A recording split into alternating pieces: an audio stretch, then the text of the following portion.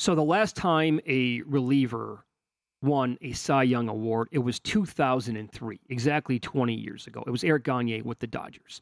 He's the last guy to pull off the award, and he was ridiculous that season for Big Blue. And so as you're going to notice here, the numbers have changed quite a bit over the years with relievers, with closers. The strikeout numbers today are just, they blow away what they were, generally speaking, 25, 30, 40 years ago.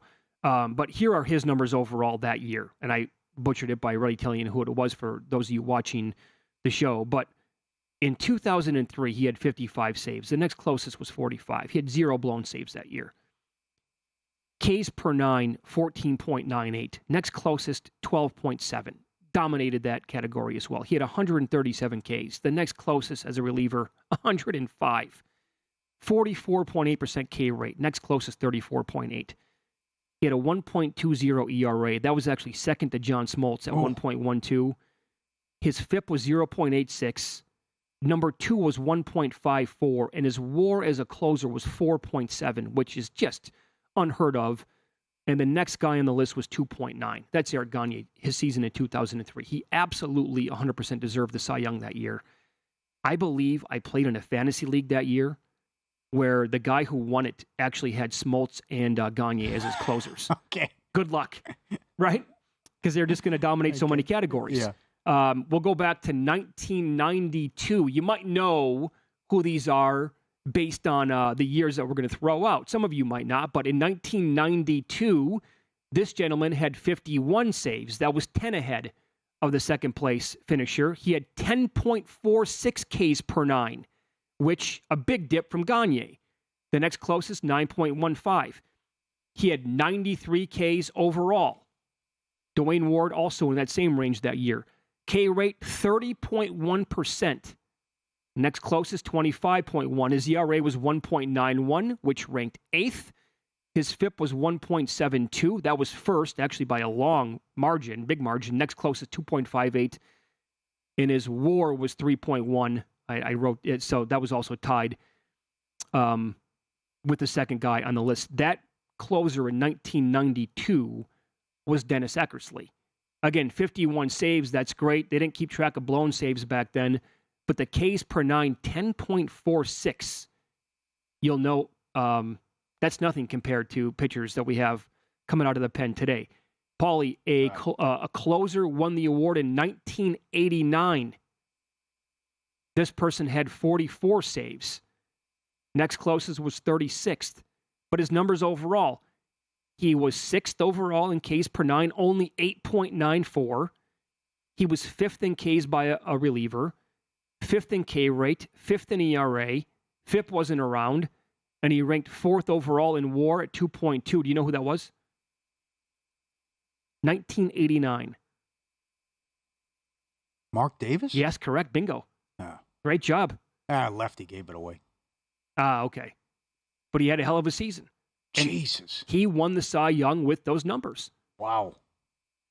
We'll go back to 1984. Did this guy win the MVP? I think he did. Believe it or not, had 32 saves. Dan Quisenberry led everybody with 44 that year. Yeah. I used to love watching that guy pitch. I know, yeah. Now think about this. The person who won the award in 84, he only had 7.18 Ks per 9, which was 10th overall. But he pitched 140 innings. So he had 112 Ks, which ranked first. The K rate was 6th overall. He led all relievers with an ERA of 1.92, and he was first in WAR with 3.2. Another lefty here. It was Willie Hernandez. He did. He won the MVP. Yeah, there you go. Wow. Won them both. Well, you were on this 2 years ago with Edwin Diaz about the what-if scenario. Like if you have like 55 saves and, that your K-Rod had. Oh, absolutely. A while back and 58 saves, whatever it was. But if you have like a 1.2 ERA or, something like that and you have 55 saves and you're striking everybody out, and there's not a lot of guys to choose from. I mean. And I will tell you that the guy that we're going to get to here eventually this year, we'll ask the question, is it worth a bet on him? He was 700 to 1 before the season started here at Circa. 700 to 1. I'll throw out one more. In 1981, the person who won the Cy Young had 28 saves, which was first. 7.04 Ks per nine. See what I'm talking about? How the numbers have just changed over the years? 61 Ks, which was third. A 20.5% K rate. 1.04 ERA, second to Goose Gossage. But it was first overall in WAR at 2.6, 1981. I think that year will give it away for some of the older generation here, or for the older demo watching the show today. It was Rollie Fingers who did that in 1981. So there you go with all the numbers. And we will tie that into the guy that we're talking about in 2023. His current numbers. Third overall in saves with 22. His Ks per nine are 18.39. More on that coming up here in a minute. First overall, Chapman second at 16.09. He has 79 strikeouts. Next up, Abreu and Brash, they have 60 each. A K rate of 51.3% first. Oh, yeah, that's first. 1.16 ERA, which is the best. 1.61 FIP. That's ahead of Chapman, who's at 1.63, and a WAR of 1.8. He's finally on the board at a couple of spots. You can reveal who it is here. The closer for the Baltimore Orioles, it's Felix Bautista. Now, he's on the... I asked William Hill to put him up. They popped him at 80-1. 80? 80. Yeah, I was hoping for a little bit more than that. Okay. Because he was 200... The only other book in the country I could find him at anywhere was Bet365, had him at 200-1 earlier this week. I think he's down to like 180 or 150-1. But more on his numbers here. The Bautista stuff is incredible. He was just named the AL reliever of the month for June. He had 7 saves with a 0.84 ERA.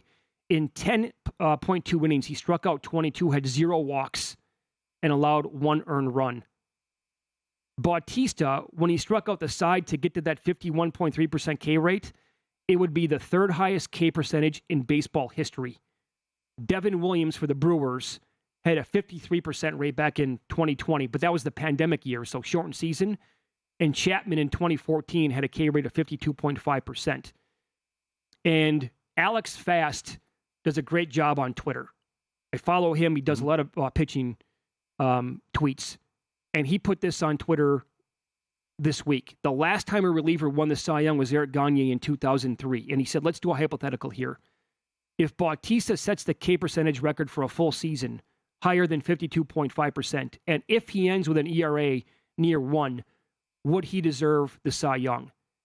On his Twitter poll that had almost 5,000 votes, 50.2% of the people who voted said yes, he would deserve the American League Cy Young. Now, maybe Baltimore Oriole Nation got a hold of that tweet and there was all fans saying yes on that.